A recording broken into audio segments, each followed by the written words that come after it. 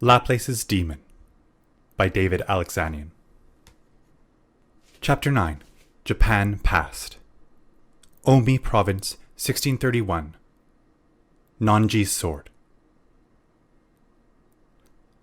"Look up at the sky, Chiyo. See how blue it is?"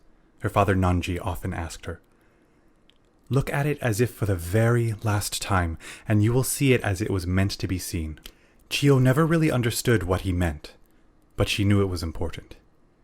She often found him doing that very thing, staring up in wonder at the great blue ceiling above the mountain tops. A demon slayer, a destroyer of monsters, her father vanquished all things that cast shadows against the thin walls of their small shack at night.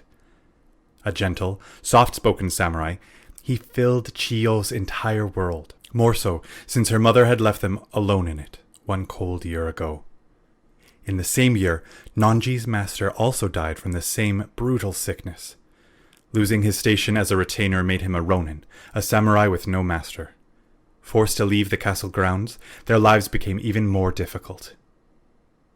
Chiyo did not quite understand death, except that it meant going away and made everyone sad. Still, Nanji always smiled and cared for her and her brother Kaje as best he could. He donned his worn and faded uniform, sliding his 2 swords into his sash every morning at first light. He finished his ritual by touching the cheek of his 2 sleeping children before heading out the door of their one-roomed wooden structure to beg for alms or work. Chiyo always pretended to be asleep until he closed the door. Then she rose to watch him leave down the mountain, often following him, at least part of the way of his long walk. She excelled at remaining hidden in the trees and used this skill to avoid being scolded, though she could not remember him ever doing so. One morning, Nanji left in more of a rush than usual. He only lingered on her cheek for the briefest moment before slipping out into the cold dimness of the dawning day. Up in a flash, Chiyo waited for him to round the bend of the gravel road before sliding on her soft shoes and darting out after him. She remained just inside the tree line, following the road down its winding path. Having been taught by her mother to hunt rabbits, she avoided piles of leaves or twigs. To her, Nanji had always looked like a giant, as large as the mountain he descended.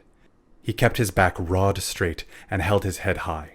His wide shoulders appeared to take up the entire width of the road.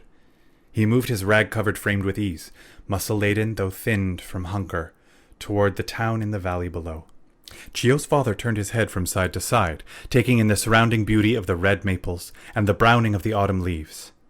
He sighed at the vanishing moon, glistening in the sun's amber rays, looking as though it would usher in his last sunrise. Chiyo had seen this expression before. He had looked at her mother, Nahoko, in the same way every day before she had succumbed to sickness.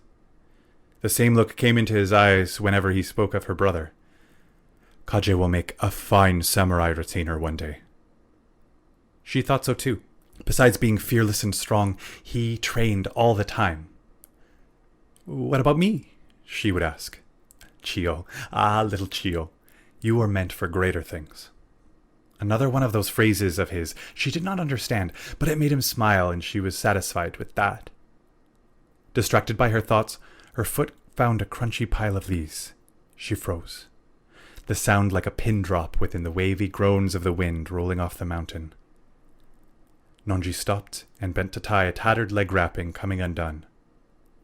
She saw the deft movement of his left hand slip down to his sword hilt. His left knee touched the dusty earth.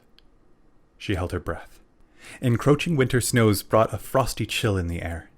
The mist of his own breath rose in front of his face. He closed his eyes. It looked to Chiyo as if the wind spoke to his ear, telling him someone was there, someone who did not wish to be seen. He took a deep breath, his thumb flicking the sword guard up into a ready position. Then the same thumb brought it back down again, and he grinned. "Chiyo," he said, calling out, "I know you are here." The wind rustling through the bare branches of the trees greeted his words. Chiyo fought the urge to laugh out loud. I guess I am mistaken. No one is here. Good. Then I don't have to share this dango with anyone. Nanji sat down on the grassy side of the path and reached into the folds of his worn-out gray robes. He made a great show of pulling out a leaf-wrapped package containing sweet, sticky flower balls covered in syrup. Chio's eyes widened at the sight. Her stomach let out a hungry growl. Another gust of wind carried her giggle away. Quick and silent, Chio appeared like a mist, standing before him, all smiles. Her tiny kimono, once bright red and white, had faded to pale pink, the patterns no longer discernible. "Oto-san?"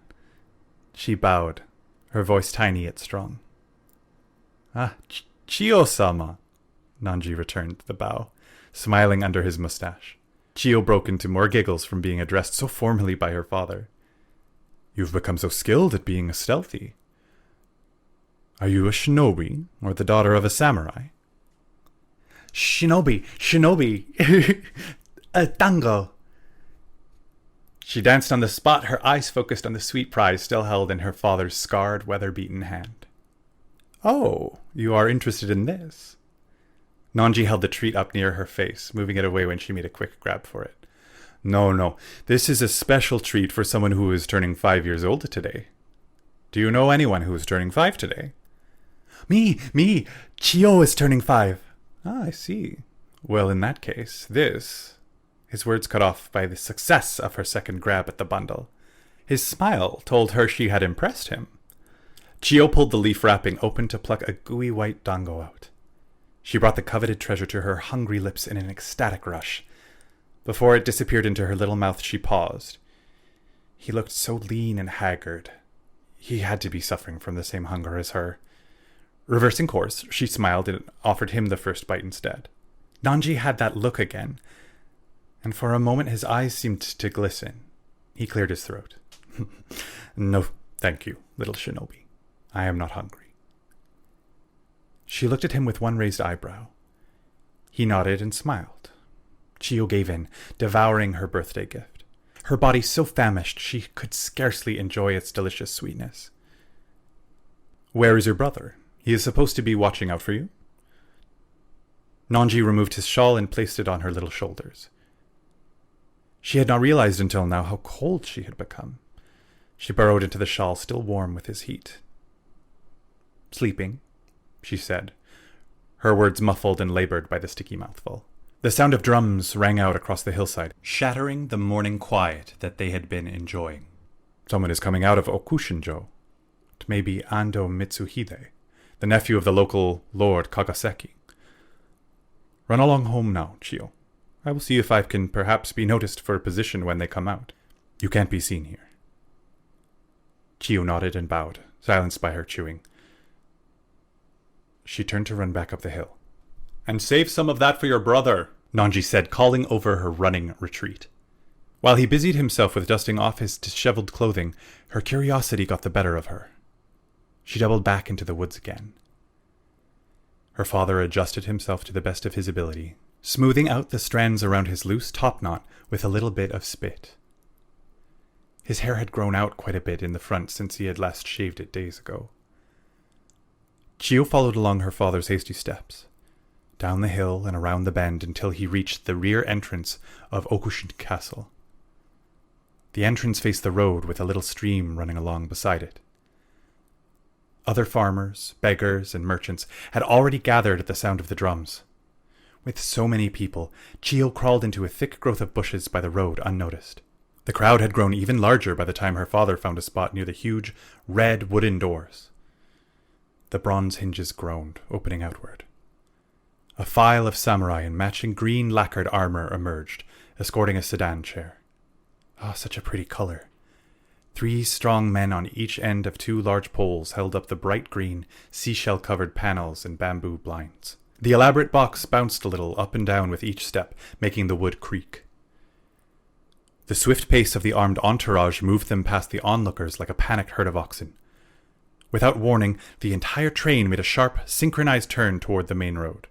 Many, including Nanji, had to take a quick step to get out of the way. He had little room between himself and the family behind him. The end of his sheathed sword struck the bamboo blind with a loud thud. Chio's breath stopped when the whole retinue ground to a halt, a bad feeling rising in her stomach. The leader of the contingent of samurai turned his head. With embers aglow in his eyes, he glared at the offender. "Dirty dog," he said. "You have insulted our lord." With a slight nod, he signaled to another samurai, who stepped forward and planted a kick square into Nonji's chest. "Oh no, Oto-san." Chiyo stretched her neck out from her cover to get a better view. Her father stumbled backward from the blow but maintained his balance with little difficulty. The samurai attacked a second time, delivering a more ferocious kick. The force dropped Nonji to one knee. He supported the rest of his weight by planting his left hand on the rough ground beneath him. Her father's years of battle hardening moved his hand toward the hilt of his sword. The movement not more than a flinch before he stopped himself, but the trained leader still noticed. "Dog! You dare draw your sword against my lord!" The other onlookers dispersed in quick silence. Nonji looked up at the sky for the briefest fragment of a moment. Chiyo looked up too from where she hid, noticing how blue it was today. The same large samurai who had kicked her father drew his sword, bringing the blade down on the bared head of his intended target. Nonji's sword intercepted the blow faster than the human eye could detect him drawing his blade. The oncoming weapon tumbled away overhead, with the samurai's hand and forearm still attached. A second flowing movement followed like an echo, though just as imperceptible as the first. The one-armed samurai paused in a frozen stance for only a moment before crumpling to the ground, being cleaved in two from his shoulder to his hip. His armor offered no resistance. Now on his feet, Nonji's eyes blazed, his ready stance like that of a cornered tiger, both hands gripping his old but deadly long sword. The leader sneered. He spat, flicking his sword loose with his thumb and stepping forward. "Tetsu!" said a shrill voice from inside the sedan chair. A tone so coarse it must have belonged to Lord Ando. "Do not waste my time with this beggar." Tetsu stopped in his tracks, returning his sword to rest right away. A distinct look of disappointment crossed his face as his hand went up. The mounted guards on the rear flank of the sedan chair obeyed the silent command and lifted their bows. "Oto-san!" Chiyo cried out, but her little voice could not stop the barrage of arrows. Nonji managed to cut down 2 of the projectiles, but the rest found their mark. He dropped to his knees, his arms opening wide. His gaze fell to the cluster of arrows in his torso, sunken almost to the shafts.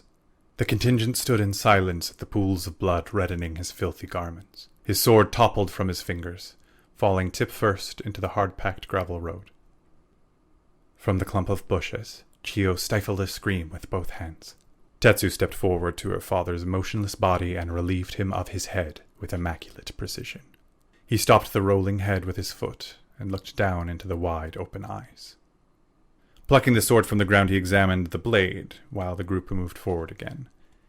He ran a finger along the engraved name of the maker. "It was an excellent sword, once," he said. "It is worthless now, the weapon of a beggar." He tossed it aside into the bushes where Chiyo hid. Turning, he ordered his men back into formation and shuffled forward to catch up to the already moving chair. Chiyo's tiny 5-year-old hands trembled with rage. She picked up the old katana, holding it high despite its heavy weight. She had never dared touch her father's sword before. Now her father was gone, just like her mother. She was alone, her and Kaje, but she was a samurai's daughter and she was not done yet. With a mighty cry, she lunged at the back of the departing Tetsu. Anger helped steady the awkwardness of her 2-handed grip. The warrior sidestepped the flailing attack, but the element of surprise had worked. The tip of the blade cut into his thigh. His hand flew to his sword in an instant, but he hesitated to draw it. The momentum of her attack spun her around until the tip of the sword struck the gravel. She pulled it back up to make a second run at him. Tetsu's hesitation didn't stop a nearby spearman. He drove the sharp end of his weapon through her back, piercing Chiyo's heart. She looked around in confusion, unable to feel her hands, her face, anything. Gripped by fear and cold, she stood beside her body, watching the weapon be withdrawn from her flesh. Her tiny form fell over, silent. A pool of blood puddled around the small, leafy package of sweets that had fallen out of her robe.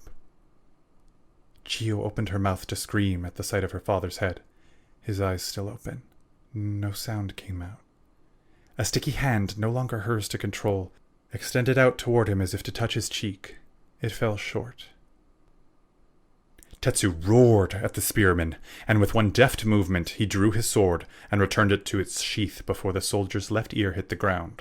The man dropped to the earth next to his fallen appendage, one hand trying to staunch the bleeding while he remained prostrated.